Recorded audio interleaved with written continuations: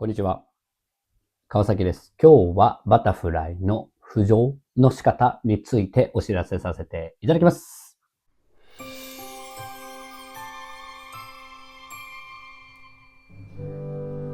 はい。ということでですね、バタフライを美しくするためのうねりだったり、第1キックだったり、第2キックだったり、3つのパート大事ですよって再生リストからね、見ていただければと思うんですけれども、今日のも知ってるか知らないかで結構浮き方の落差って変わってくるかなと思っています。いろんな方のね、私も参考にさせていただくと、浮き方の方法とかっていうのは結構あるんですけど、どうしてそれをした方が科学的にとか、原理として良いのかなっていうところまで今日は下って、説明できればと思っていますので、ぜひ今日の参考にかっこよく浮上していくイメージをつかんでいただければと思っております。これも私の意見ですので、そうじゃないかなと思う方もいると思うんですけど、一つの引き出しにしていただければといつも思っていますので、ぜひね、動画ご覧ください。そしてよければですね、高評価だったりチャンネル登録お願いします。では、行きましょう。はい、それではですね、今日はバタフライの浮上の仕方、ちょっと皆さんと一緒に動画を使ってレッスンさせていただければと思っています。今までね、うねりの仕方、第1キックの仕方、第2キックの仕方、皆さんと一緒に動画を使ってレッスンさせていただきましたけど、じゃあ今度はどうやって上がっていくんだよっていうところをちょっとお話しさせていただければと思っています。なので今映像を流していますけれども、上がり方、フォーカスしてちょっと見ていただければなと思います。2週目からね、一緒に解説して進めていければと思います。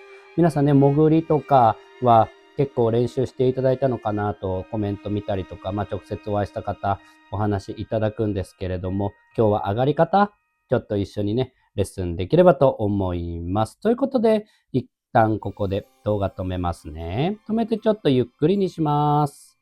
はい。上がっていく時の姿勢。こんな感じですよね。ちょっと斜めに向かって進んでいるような感じです。こうね。てんてんてんてんって今書きましたけど。この角度で僕は浮上することが重要だと思っています。で、角度も大事なんですけれども、僕が考えてる原理、今からちょっとお伝えしますね。結構角度あると思うんですけど、こうやってぶつかった時っていうのは、お水の流れっていうのは基本的に跳ね返っちゃうんじゃないのって思うかもしれないんですけど、ここに当たってお水たちはこっちに流れていきますと。で、僕の考えです。はい。ちょっともう一回進めますね。潜って上がった後、この角度。まず直線であるっていうこと、非常に重要です。直線であるっていうのが非常にまず重要なこと。ね、いい姿勢してるなと自分では思っているんですけれども。で、皆さん飛行機の着陸とかってイメージしていただくと分かりやすいと思うんです。ここでちょっと動画貼っときますけど、機首が上がって、後ろは下がっていて、そのまま滑走路につくんですよ。で、いわゆる前方の部分の車輪が最初につくことはなくて、後ろが最初につくんです。どういう原理が発生してるかっていうと、フラップ下げると思うんですね。下げてぶつけてるんですよ、風に。いわゆる、ここで言ったら水にぶつけてるんですね。そうすると、体ってどうなるかっていうと、今矢印書きますね。反発の力が発生するっていうわけではなくて、これ、斜めにぶつけると、体って上に浮くようにできてるんですね。こういう風に。サムネイルにもちょっと書きましたけど、こういう状態です。なので、一本の板を斜めに斜めにぶつけることで、上の浮く力が発生しますよっていうことがポイントなので、僕は結構角度つけてお水にぶつかっていっちゃった方が体って浮くだろうなと思って、こういう泳ぎを作らせていただいています。はい。その点ちょっともう一回見てみましょう。ここでいい姿勢作ってぶつけていく。ぶつけていく。っていうのをポイントにしてみます。帰りも見てみましょう。はい。後ろで寝っ転がったりしていますけど。はい。泳ぎにフォーカスしてください。もう一回。はい。じゃあもう一回いつものここですね。いつもここ見やすいので止めましょうか。ここからゆっくり入っていくとき、この姿勢。はい。止めました。書きは今度やりましょうね。ここの姿勢がまっすぐになっていますと。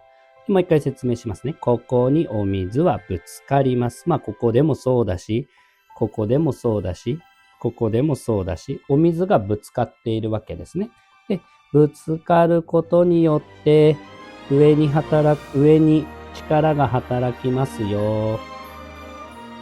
揚力っていうやつですね。斜めにぶつけることで、上に力が働きますよっていう原理を僕はうまく活用してるかわかんないんですけど、僕はそう思ってるんですけど、そうすると体っていうのは別に第二結構打とうが打とうがそうでなくても、上に浮かびますよっていうのがポイントなのと、あとは抵抗がかかるから体をあんまり引き上げちゃいけないっていう考え方ではなくて、あえてお水にぶつかっていくっていうのをポイントとしています。はい。皆さんいかがでしょうか？わかりづらいですかね？なので角度で言うと、こういう角度になりますよね。こういうふうにぶつかってるような感じ。だからまっすぐからしたら、このまっすぐの線からしたら、結構やっぱり角度があるんですね。何度ぐらいでしょうね。多分40度から50度ぐらいのあたりが一番いいと思います。で、揚力が一番発生するのっていうのは、確か 44.5 度だった気がします。で、いわゆる皆さん扇風機とか、今度ね、手の書きで説明しますけど、扇風機とか、ああいう羽って斜めについてるんですけど、あれ、だいたい45度ぐらいで斜めについてるんですよ。45度につくと一番この揚力発生しやすいですよと言われているので、そういうことを利用してあげると、水泳って楽に泳げますよっていうのが今日お伝えしたかったことです。これ、ちょっとこれ覚えておいてあげると良いと思います。だから、抵抗を気にしすぎて体を寝かしすぎちゃってる人で、それを腕力だったり、脚力だったり、そういう力で補おうとしてしまってる方っていらっしゃると思うんですけど、そうではなくて、意外と抵抗を推進力に変えるっていうのは、あえて抵抗を作ってぶつけていくことで、それが進むための浮力になったりしますよっていうところがポイントかなと僕は思っています。なので結構角度はありますよね。今止めてやってますけど。ちょっと戻しましょうか。こうね、結構角度があると思います。で、練習方法は一人で練習するって大変だと思うんですけど、二人で練習するのが良いかなと思います。コーチでもいいと思うんですけど、足一人持ってもらって、この位置に設定するんですよ。で、やってくださる方は、こうやってお顔をここにね、上げとくんです。で、ここの、今、水色で丸しますね。水色で丸したところを、後ろの人っていうのは押すんですよ。で、本人っていうのは、この姿勢を作っているんですね。で、このまま前に押しながら、ただ気をつけで進んであげると、顔ってずっと浮いてるんですよ。これ不思議ですよね。これをちょっとでも角度を下げたり上げたりすると、顔っていうのはドーンと沈んでしまうので、そこ気をつけてやってみてください。これ結構ポイントかなと思います。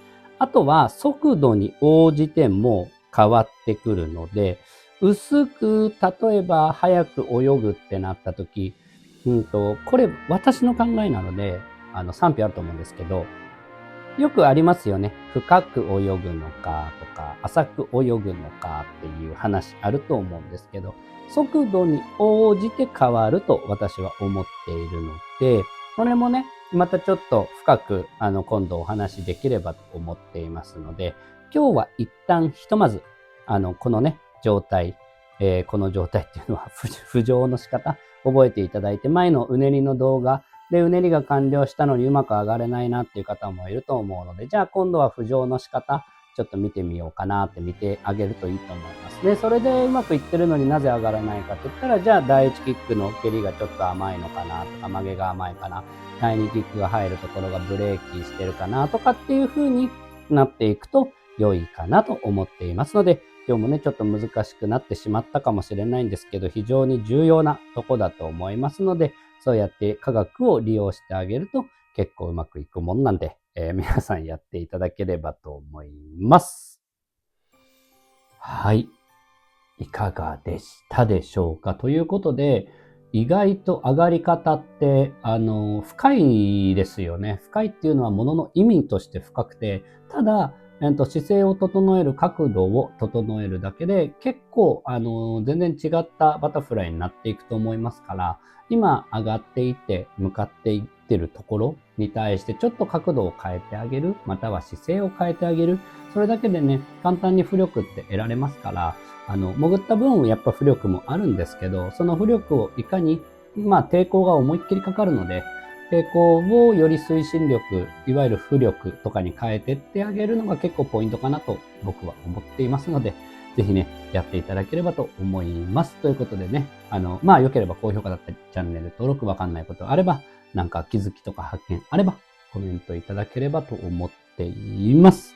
本当に皆さんいつも見てくださってありがとうございます。本当に、嬉しいです。はい。はい。ということで終わりましょう。ありがとうございました。失礼します。綺麗な空見ているとなんだか気持ちが綺麗になる。今の心を蝕むものなんかちっぽけでつまらない。周りの声聞いても君の心は温かくならない。